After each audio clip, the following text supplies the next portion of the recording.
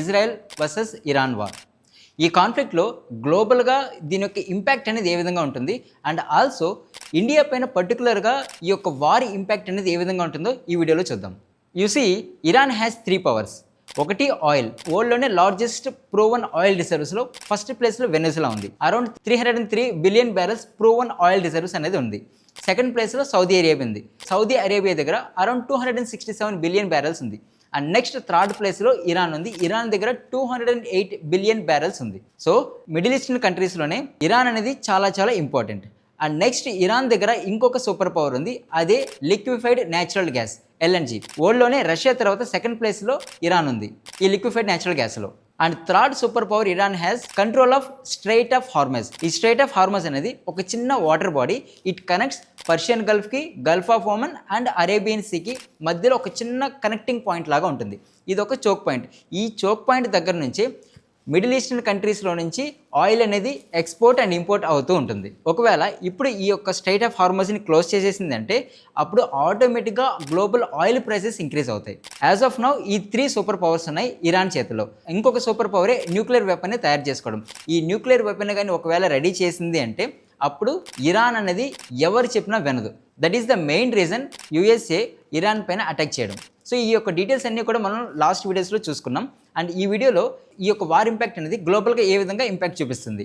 First one వచ్చి energy crisis. Present scenario చూసుకున్నట్లయితే Iran, US and Israel మధ్య మాత్రమే జరగట్లేదు ఈ యొక్క కాన్ఫ్లిక్ట్ అనేది. ఈ యొక్క కాన్ఫ్లిక్ట్లో ఇరాన్ చుట్టూ ఉన్న UAE కానీ, Khattar, Saudi Arabia, Jordan, Yemen, Syria, Iraq ఈ అన్ని కంట్రీస్లో కూడా ఈ యొక్క వార్ వల్ల డిస్టర్బెన్సెస్ అనేది ఉన్నాయి. ఈ డిస్టర్బెన్సెస్ వల్ల ఆయిల్ ప్రొడక్షన్ అనేది తగ్గించేశారు. ఈ ఆయిల్ ప్రొడక్షన్ తగ్గించేయడం వల్ల గ్లోబల్గా సప్లై అనేది తగ్గిపోతుంది. గ్లోబల్గా ఆయిల్ సప్లై అనేది తగ్గిపోయిందంటే ఆటోమేటిక్గా ఇన్ఫ్లేషన్ అనేది పెరిగిపోతుంది.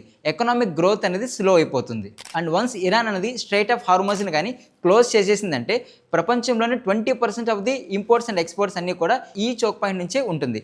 ఒకవేళ ఈ చోక్ పాయింట్ అనేది క్లోజ్ చేస్తే ఆబ్వియస్లీ ప్రజెంట్ వచ్చి అరౌండ్ $82 నుంచి $85 పర్ బ్యారెల్ ఉంది. ఇది కాస్త $100 పర్ బ్యారెల్ అయిందంటే అప్పుడు ఆటోమేటిక్గా గ్లోబల్ ఆయిల్ ప్రైసెస్ అనేది ఇంక్రీజ్ అయినట్టే లెక్క. ఒకవేళ ఇంక్రీజ్ అయితే స్టాక్ మార్కెట్స్ అన్నీ కూడా ఇప్పుడు పడిపోతున్నాయి.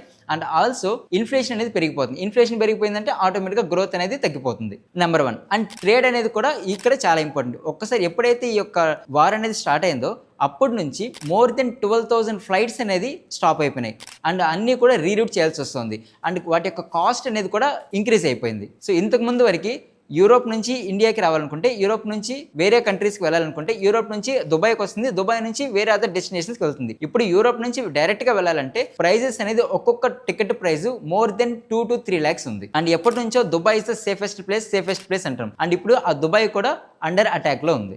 సో ఇంతకు ముందు వరకు ఇరాన్కి, ఇజ్రాయెల్కి లేదా ఇరాన్కి, USAకి మాత్రమే వార్ జరగలేదు. ఇరాన్ వచ్చి నైబరింగ్ కంట్రీస్లో ఉన్న USA మిలిటరీ బేసిస్ పైన టార్గెట్ చేస్తుంది. దీని ద్వారా పక్కనే ఉన్న సివిలియన్స్ పైన కూడా ఈ యొక్క మిసైల్స్ అనేది పడుతున్నాయి. దీని ద్వారా అక్కడ కూడా ఎఫెక్ట్ అనేది అవుతుంది. సో ఓవరాల్గా ట్రాన్స్పోర్టేషన్ అనేది కూడా దెబ్బతింటూ ఉంది. అండ్ ట్రేడ్ రిలేషన్స్ కూడా దెబ్బతింటున్నాయి. నెక్స్ట్ ఈ యొక్క కాన్ఫ్లిక్ట్ వల్ల ఇండియా పైన పర్టికులర్గా ఏ ఇంపాక్ట్ చూపిస్తుందో చూద్దాం. ఫస్ట్ ఇంపాక్ట్ వచ్చి ఇండియన్ డయాస్పోరా మీద పడుతుంది. సింపుల్గా చెప్పాలంటే మిడిల్ ఈస్టర్న్ కంట్రీస్లో అరౌండ్ 10 million ఇండియన్స్ జాబ్ పరంగానో లేకుంటే అదర్ యాక్టివిటీస్ చేస్తూ ఉన్నారు.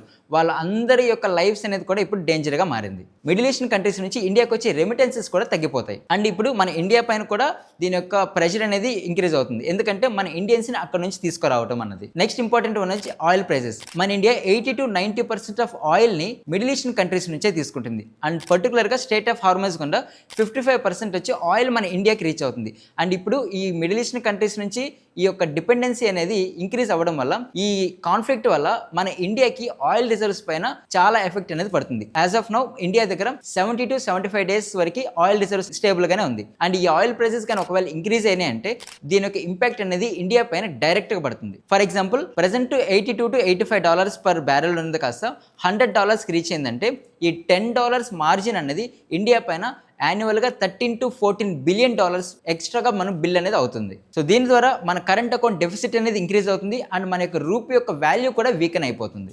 ఈ ఇష్యూస్ వల్ల మార్కెట్ వాలటాలిటీ అనేది పెరిగింది. లైక్ నిఫ్టీ కానీ, సెన్సెక్స్ కానీ భారీగా పడుతున్నాయి. గోల్డ్ ప్రైసెస్ ఇంక్రీజ్ అయిపోతుంది, సిల్వర్ ప్రైసెస్ ఇంక్రీజ్ అవుతున్నాయి. సో దీనివల్ల లాజిస్టిక్స్ కాస్ట్ పెరిగిపోతుంది, ట్రాన్స్పోర్టేషన్ కాస్ట్ పెరిగిపోతుంది, వెయిటింగ్ టైం అనేది ఎక్కువైపోతుంది. నెక్స్ట్ ఇన్ఫ్లేషన్ రేట్ పెరిగిపోతుంది.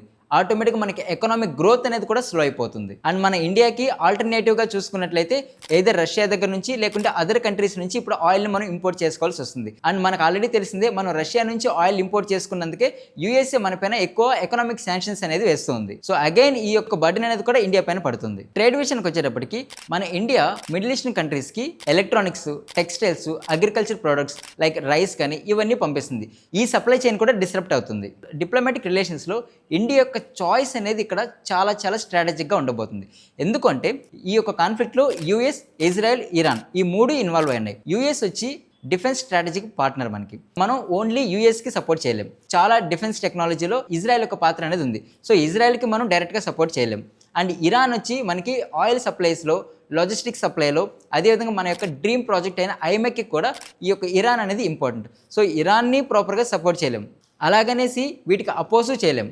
ఇండియా ఏ విధంగా ఈ యొక్క కాన్ఫ్లిక్ట్కి రెస్పాండ్ అవుతుంది అనేది డిప్లొమాటిక్ వేలో వేచి చూడాల్సి ఉంది. ఇప్పటివరకు ఈ వార్లో చైనా అండ్ రష్యా ఇన్వాల్వ్ అవ్వలేదు.